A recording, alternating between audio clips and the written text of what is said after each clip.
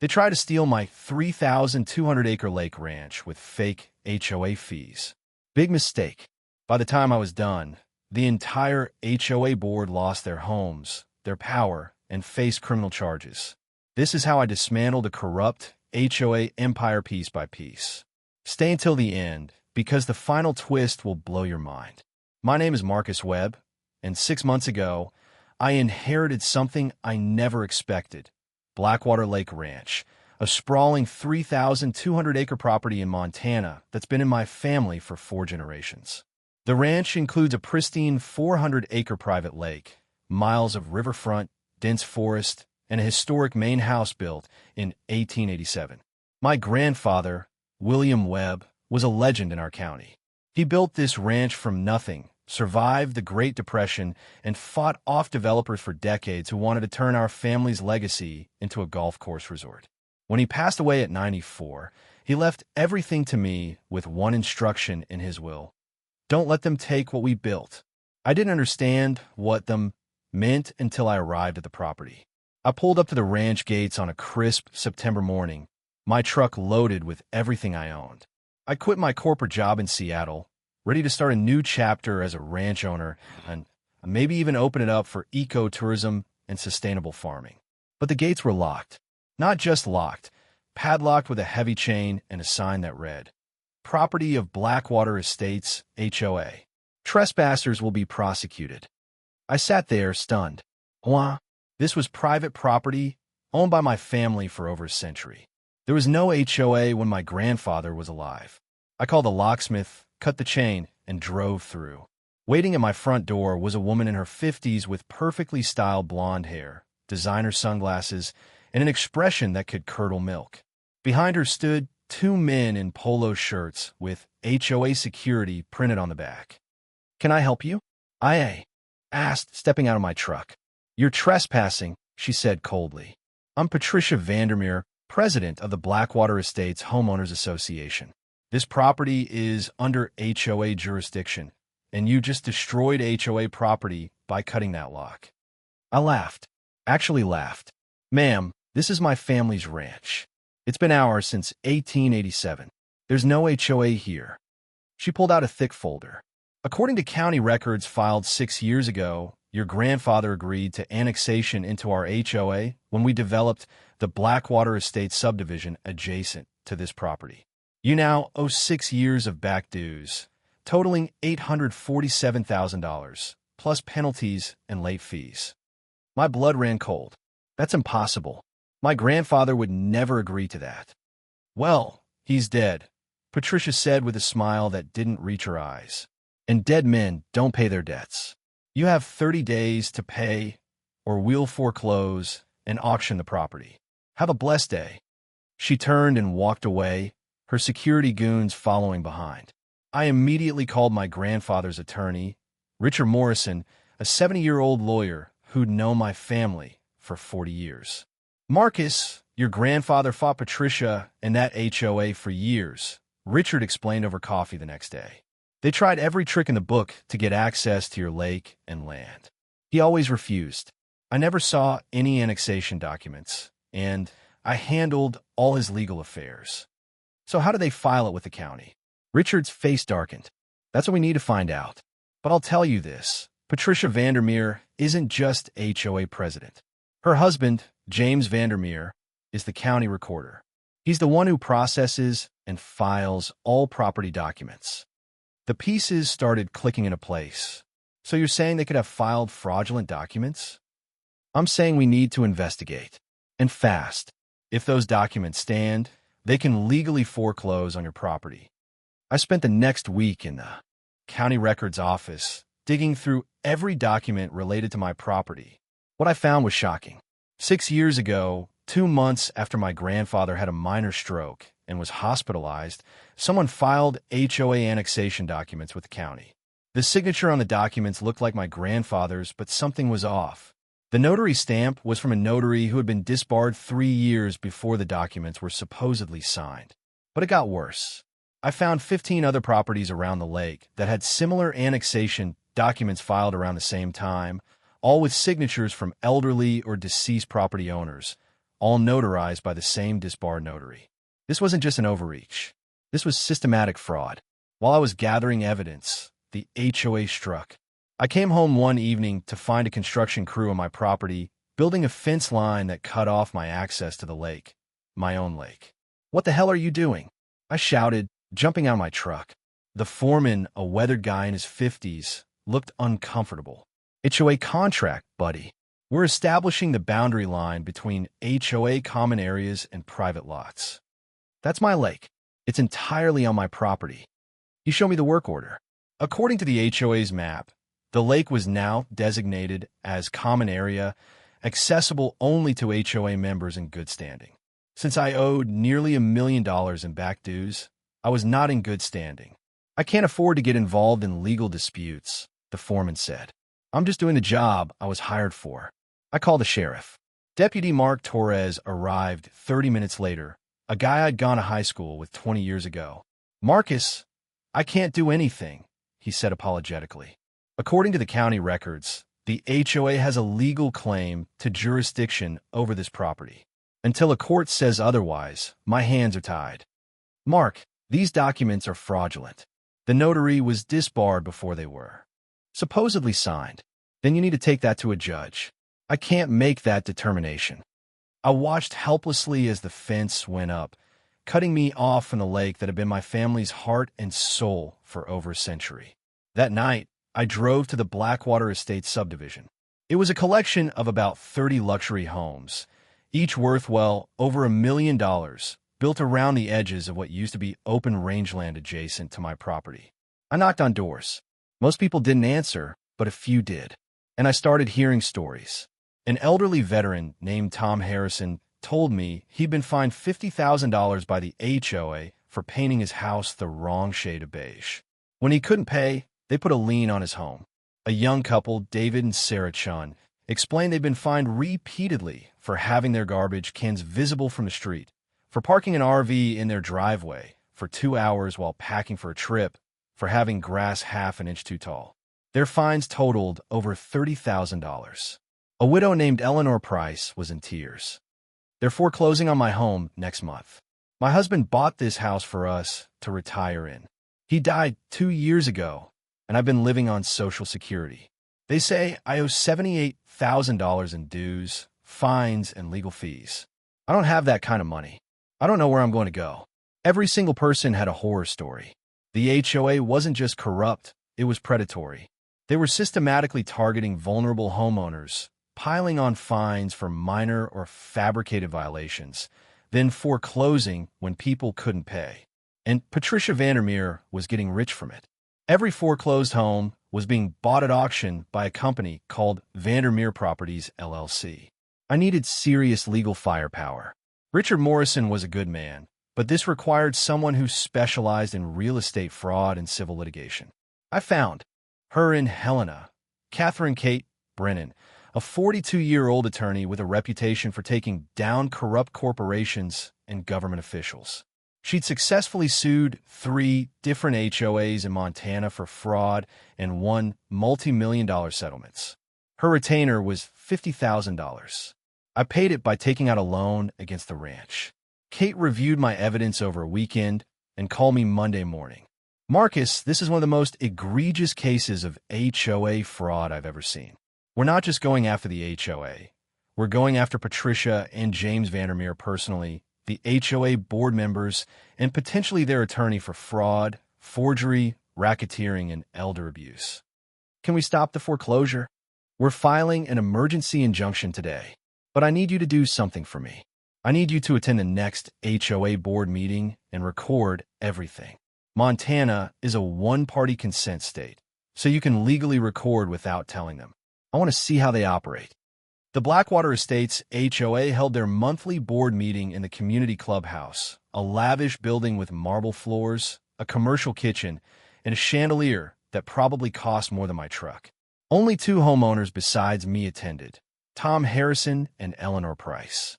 The board consisted of Patricia Vandermeer, her husband James, who technically wasn't a resident but attended anyway, and 3 other board members who looked like they'd rather be anywhere else. Patricia called the meeting to order with the tone of a monarch addressing peasants. First order of business, she announced. The web property foreclosure is proceeding on schedule. The property will be auctioned on November 15th. We expect Vandermeer Properties to acquire it for approximately 20 cents on the dollar. She said it openly. No scam. No attempt to hide the conflict of interest. Second order of business. Eleanor Price's foreclosure is finalized. Sheriffs. Eviction is scheduled for November 1st. Eleanor sobbed quietly in the back row. Mrs. Price, Patricia said with mock sympathy, we've been more than patient with you. You've had 2 years to get your finances in order. My husband just died. Eleanor cried. I'm 73 years old. Where am I supposed to go? Perhaps you should have thought about that before violating HOA covenants. I stood up. Every head turned toward me. Mrs. Vandermeer, I'd like to address the board about the web property situation. She stared at me with cold fury. You're not a member in good standing. You have no right to speak. Actually, Montana HOA law requires that property owners be allowed to address the board during open meetings. I've reviewed the bylaws. Her jaw tightened. You have 3 minutes. I pulled out my folder. I have evidence that the annexation documents filed for the web property were fraudulent. The notary who supposedly notarized my grandfather's signature was disbarred 3 years before the documents were dated. That makes them legally void. James Vandermeer cut in. That's a serious accusation, Mr. Webb. Do you have proof? I have the notary's disbarment records from the Montana Secretary of State. I also have 15 other properties in this HOA with the same problem. Documents notarized by a disbarred notary, signatures from people who were hospitalized or deceased at the time of supposed signing. The 3 other board members shifted uncomfortably. Patricia slammed her gavel. This meeting is adjourned. Mr. Webb, you'll be hearing from our attorney about slander and defamation. But I'd gotten what I needed. The entire exchange was recorded on my phone. Kate filed our lawsuit 2 days later. We sued the HOA, Patricia and James Vandermeer personally, Vandermeer Properties LLC, and the 3 other board members for fraud, forgery, racketeering, elder abuse, and violation of Montana consumer protection laws. We also sent our evidence to the Montana Attorney General's office, the FBI's white-collar crime division, and the county district attorney. The response was swift. The DA opened a criminal investigation into James Vandermeer's conduct as county recorder. The FBI started investigating whether the Vandermeers were engaged in a pattern of real estate fraud that crossed state lines. They own investment properties in 3 states. And a local newspaper, the Blackwater Herald, ran a front-page story. County recorder under investigation for real estate fraud scheme. The HOA's attorney immediately filed motions to dismiss our lawsuit, claiming we had no standing and that the HOA had judicial immunity for actions taken in good faith. Kate destroyed them in court.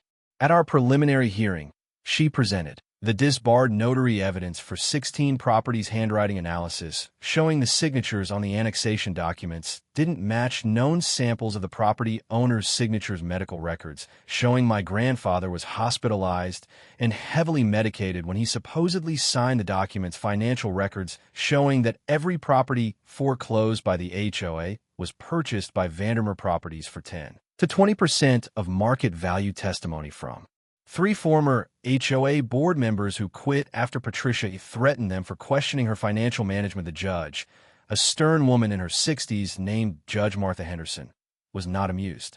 Mrs. Vandermeer, she said coldly, I'm granting the plaintiff's emergency injunction. All foreclosure proceedings against the web property and any other property in the Blackwater Estates HOA are hereby frozen pending the outcome of this case. Additionally, I'm ordering a full forensic audit of the HOA's financial records for the past 10 years. Patricia stood up, red-faced. Your Honor, this is outrageous. We have rights. Sit down, Mrs. Vandermeer. One more outburst, and I'll hold you in contempt. We walked out of that courthouse knowing we'd won the first battle. The forensic audit took 6 weeks. What it revealed was staggering. Over 10 years, Patricia Vandermeer had embezzled over $2 million from the HOA through fake invoices, inflated contracts, and payments to shell companies she controlled. The security patrol was just her nephew and his friends, paid $120,000 per year for work they barely performed. The landscaping company was owned by her sister and charged triple the market rate. Every foreclosure had been orchestrated. The HOA would target vulnerable homeowners, elderly, widowed, or financially struggling, and bury them in fines for minor or fabricated violations. When they couldn't pay, the HOA would foreclose and auction the property. Vandermeer Properties would buy it at auction, flip it, and sell it for massive profits. 15 families had lost their homes this way over the past decade. The FBI determined this constituted a pattern of racketeering under the RICO Act. Federal charges were filed against Patricia and James Vandermeer, along with the HOA's attorney, who had knowingly facilitated the fraud. With the foreclosures frozen and the truth coming out, the homeowners of Blackwater Estates organized. Tom Harrison, David Chun, and I formed a committee to take back control of the HOA. We called an emergency special meeting of the HOA membership. Montana law required only 20% of homeowners to petition for such a meeting. We got 75%. The meeting was held at the local high school gymnasium because over 200 people showed up: homeowners, press, concerned citizens, and even some lawyers looking to file additional lawsuits. Patricia tried to maintain control, but the homeowners voted unanimously to remove the entire board and elect a new one. Tom Harrison was elected president. I was voted in as vice president. We immediately voted to terminate all pending foreclosure actions, refund all illegal fines to homeowners, void all fraudulent annexation documents, dissolve the HOA's claim to any property outside the original subdivision boundaries, cap annual dues at $500, down from Patricia's $12,000. Hire an independent management company. The HOA was essentially rebuilt from scratch as a legitimate, transparent organization designed to serve homeowners, not exploit them. Patricia and James Vandermeer's trial began in April. Kate wasn't handling the criminal case. That was the DA and FBI, but we had front row seats. The prosecution presented overwhelming evidence: 16 counts of forgery, 23 counts of fraud, 8 counts of elder abuse, RICO violations, embezzlement, filing false documents. The defense tried to argue that Patricia was just a dedicated HOA volunteer who made some bookkeeping errors. That argument collapsed when the prosecution presented emails between Patricia and James discussing which vulnerable targets to go after next and celebrating when they acquired another property for pennies. James tried to cut a deal, agreeing to testify against Patricia in exchange for a reduced sentence. Patricia's lawyer advised her to take a plea deal, but her ego wouldn't allow it. The jury deliberated for less than 4 hours. Guilty on all counts. Patricia was sentenced to 15 years in federal prison. James got 12 years. Their attorney got 5 years for conspiracy and disbarment. All their assets, including 38 properties acquired through the fraud scheme, were seized. Victims were compensated through the restitution process. Eleanor Price got her house back and received $150,000 in compensation for emotional distress and moving costs she'd incurred preparing for eviction. Our civil lawsuit was settled out of court. The HOA's insurance carrier, once they understood the full scope of the fraud, wanted nothing to do with defending the case. They paid out for dollars. $5 million to me for fraudulent annexation, emotional distress, and punitive damages $2. $8 million distributed among other affected homeowners, full legal fees. The insurance company then sued the HOA's former attorney for malpractice, and they sued the county for allowing James Vandermeer to operate without oversight for so long. With a legal nightmare behind me, I finally got to work on the ranch. Blackwater Lake Ranch is now a thriving ecotourism destination. We host photographers, fly fishermen, bird watchers, and nature lovers from around the world. We're completely sustainable with solar power, organic farming, and strict environmental protections. The Blackwater Estates HOA, under new leadership, is now one of the best-run HOAs in Montana. Dues are reasonable, rules are fair, and homeowners actually like living there. Tom Harrison and I became close friends. He volunteers at the ranch, teaching veterans groups about outdoor survival skills. Eleanor Price lives peacefully in her home, and she babysits for David and Sarah Chen's kids once a week. What happened at Blackwater Lake Ranch is a cautionary tale about unchecked power in HOAs. These organizations, designed to maintain property values and community standards, can become predatory when corrupt individuals take control. If you're in an HOA and you see these red flags, document everything. Attend board meetings. Request financial audits. Connect with other homeowners. And don't be afraid to hire a lawyer if something feels wrong. My grandfather's final message, "Don't let them take what we built," wasn't just about the physical property. It was about standing up to bullies fighting for what's right and protecting the vulnerable. Patricia Vandermeer is currently serving her sentence at the Federal Correctional Institution in Dublin, California. She'll be eligible for parole in 2032. James Vandermeer is at FCI Englewood in Colorado. He's become a prison librarian, ironically enough. The former HOA attorney was disbarred and is serving his sentence at a minimum security facility in Montana. As for me, I wake up every morning to the sight of Blackwater Lake through my bedroom window. I walk my property with my dog, tend to the organic garden, welcome guests who appreciate what we've built, and work with a nonprofit to help other HOA fraud victims. My grandfather would be proud. And Patricia Vandermeer? She tried to steal a legacy and lost everything instead. That's what happens when the HOA overreaches. If this story resonated with you, smash that like button, subscribe to Neighbor Wars HQ for more incredible property dispute stories, and hit the bell notification so you never miss an episode. Have you dealt with HOA nightmare? Drop your story in the comments below. The craziest one will be featured in our next video. And remember, your home is your castle. Don't let anyone take it from you without a fight.